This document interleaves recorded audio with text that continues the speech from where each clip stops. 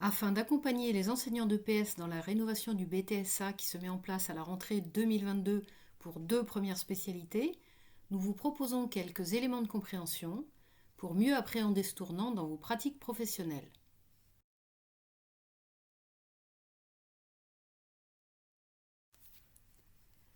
Le bloc B2 s'intitule donc Construire son projet personnel et professionnel.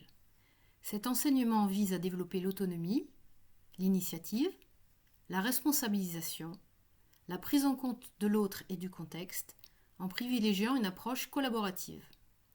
Il s'agit d'accompagner les étudiants dans la construction de leur projet qui s'inscrit dans la durée, dans une perspective d'insertion sociale, professionnelle et d'épanouissement. Vous découvrez ici les 4 capacités intermédiaires qui constituent le bloc. La capacité à construire un rapport durable à une bonne santé physique et psychologique, au bien-être et à la solidarité par une meilleure connaissance de soi et de ses limites, permet donc aux enseignants d'EPS de construire leur enseignement à l'intérieur de ce bloc de compétences.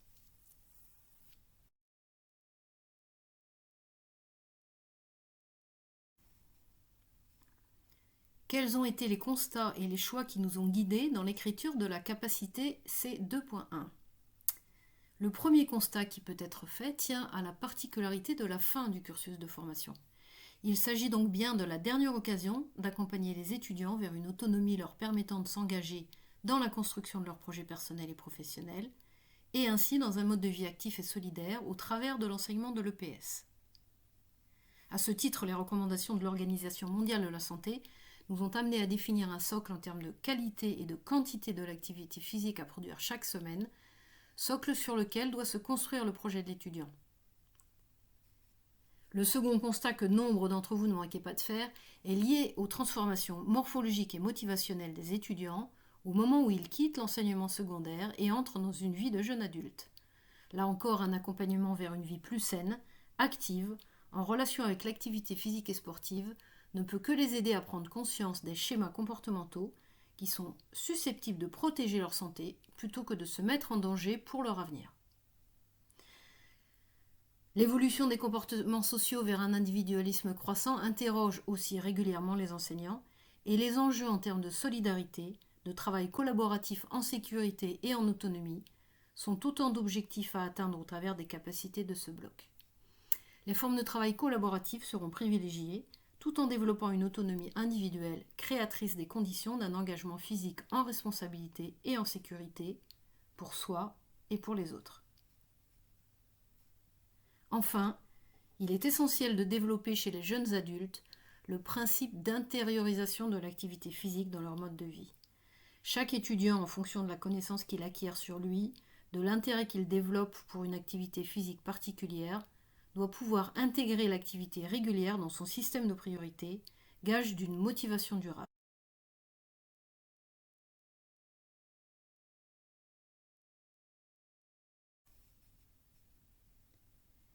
Comment va alors s'envisager l'organisation de l'EPS en BTSA ? Premier enjeu. On attend de l'étudiant qu'il soit sensibilisé à l'importance d'adopter un mode de vie actif et solidaire et de s'y engager. Un mode de vie actif intègre la pratique de diverses activités physiques, sportives ou de la vie quotidienne, de fréquence, de durée et d'intensité variables, au bénéfice de la santé, du bien-être et du plaisir d'agir.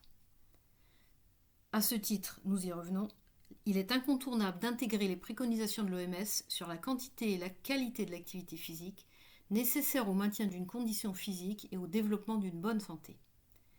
Ces préconisations dépassent bien entendu le cadre du simple cours d'EPS hebdomadaire. Deuxième enjeu. Un mode de vie solidaire repose sur des liens engageant des responsabilités et des intérêts communs en vue d'interagir positivement, efficacement et en sécurité.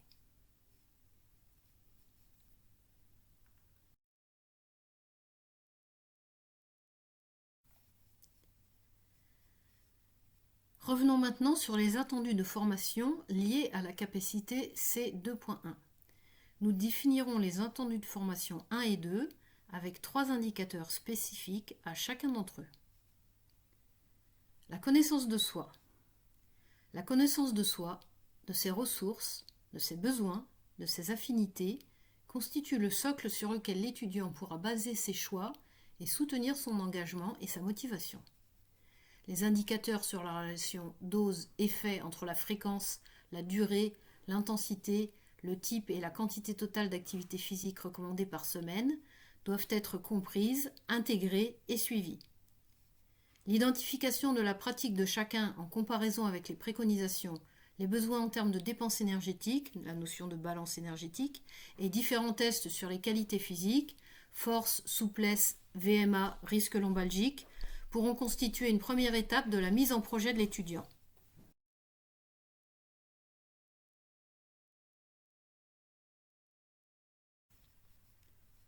Deuxième attendu de formation, le savoir s'entraîner et s'entretenir. Savoir s'entraîner correspond à une action d'intervention sur soi, organisée dans la durée, qui nécessite obligatoirement de se projeter dans un futur plus ou moins proche, en fonction de son motif personnel d'agir. S'entretenir, perdre du poids, se détendre, améliorer son temps sur une course référence, ou faciliter sa récupération par exemple. Cela nécessite un ensemble de connaissances et attitudes, valorisées dans des pratiques, et ce, dans un souci d'éducation durable à la santé. Les habitudes de santé peuvent se décliner en particulier autour de 6 thèmes. La gestion du stress, les postures, l'alimentation, le sommeil, l'entretien cardio-respiratoire et la souplesse.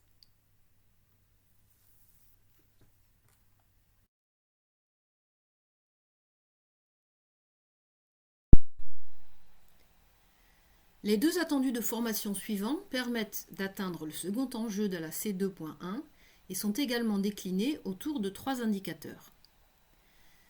L'attendu de formation 3, la collaboration-coopération pour progresser seul ou en groupe. Certaines activités physiques nécessitent pour leur pratique en sécurité des interactions et relations de coopération, de partage de responsabilités, pour permettre à tous d'évoluer, de progresser. Par ailleurs, les processus d'apprentissage qui sollicitent l'entraide et la coopération constituent également par là même un moyen de développer les valeurs de solidarité. Une attention toute particulière sera attribuée à la pédagogie dans le but de solliciter des questionnements et des recherches actives de la part des étudiants. La collaboration et la coopération sont donc à la fois un moyen et un but à atteindre par l'étudiant.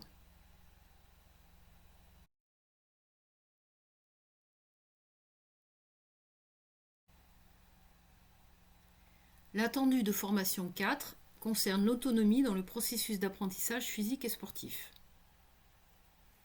Construire l'autonomie passe, pour l'enseignant, par la mise en place d'un processus de dévolution. Il s'agit de transmettre la responsabilité du processus d'apprentissage à l'étudiant. Pour ce dernier, être autonome, c'est être capable de se fixer un objectif à partir d'une situation initiale, de chercher de façon active les moyens d'y parvenir et d'évaluer son résultat.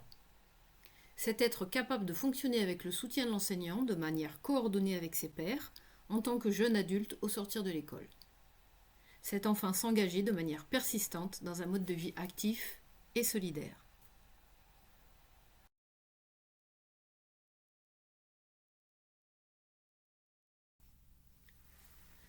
Une fois le cadre posé, il convient de s'interroger sur la manière dont chaque enseignant de BTSA va pouvoir concevoir et mettre en œuvre son enseignement.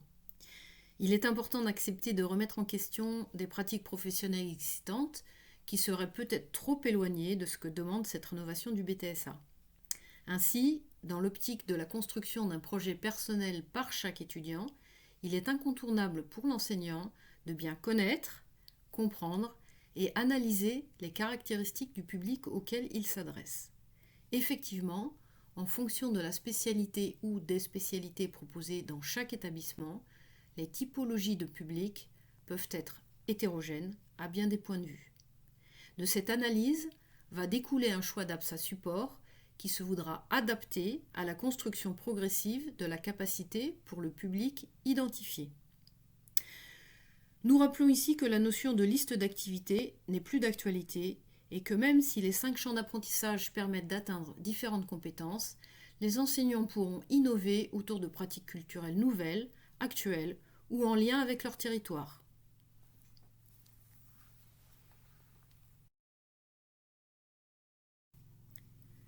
L'évaluation de la capacité à s'engager dans un mode de vie actif et solidaire, autour des 2 critères d'évaluation que sont l'adoption de comportements favorisant sa santé et son bien-être et l'implication dans une action collaborative, s'accompagne et est encadrée par un certain nombre de documents.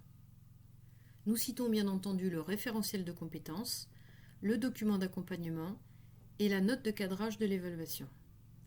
Vous trouverez dans le document d'accompagnement une échelle de compétences illustrée par 4 degrés de son acquisition, de insuffisant à consolider, satisfaisant et très satisfaisant. Les indicateurs de chaque attendu de formation qui composent les critères d'évaluation sont donc décrits de manière progressive et doivent permettre aux étudiants de se positionner au fur et à mesure de leur cursus. Ces éléments leur permettent d'analyser leurs pratiques et de gérer la construction de leur projet personnel. La grille d'évaluation, quant à elle, accompagnée de la répartition des points et de la proportion accordée à chaque critère, se retrouve dans la note de cadrage de l'évaluation. Enfin, les modalités d'évaluation, que ce soit pour le BTSA traditionnel ou le BTSA LMD, sont construites afin de s'adapter aux 2 formules.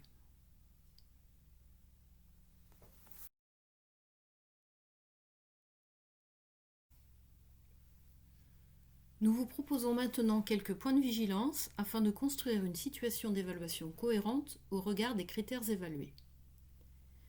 Si la pratique physique et sportive vécue en cours de PS constitue une partie non négligeable de la quantité et de la qualité de l'activité nécessaire au développement d'une bonne santé physique et morale, il est nécessaire d'y adjoindre toute activité physique au sens large produite dans la semaine. Nous faisons référence ici brièvement aux recommandations de l'OMS à ce sujet. Le projet de l'étudiant doit faire part de l'ensemble de son activité physique, sportive, quotidienne, professionnelle le cas échéant, pour illustrer son projet. Deuxième point de vigilance, et pour faire écho à des pratiques proposées au regard des anciens référentiels, l'évaluation de la notion de projet de l'étudiant n'est pas à mettre en lien avec l'animation directe d'une séance pour le reste de la classe. La notion de projet s'entend au regard de la capacité à s'engager dans un mode de vie actif et solidaire.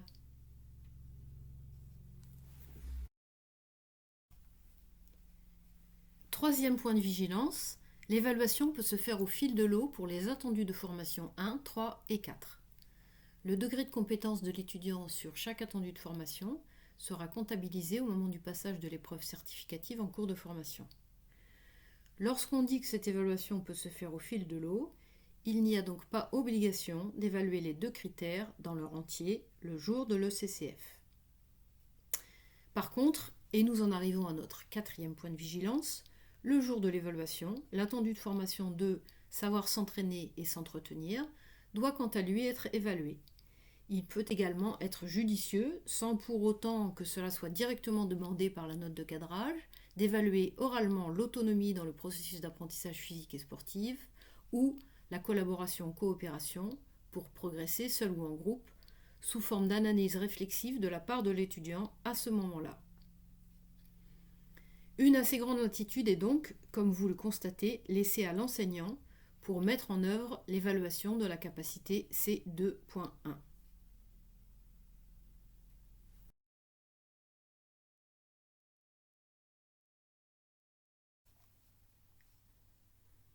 Pour compléter l'accompagnement de cette rénovation, vous trouverez sur le site collaboratif Sportea un Padlet spécifique BTSA.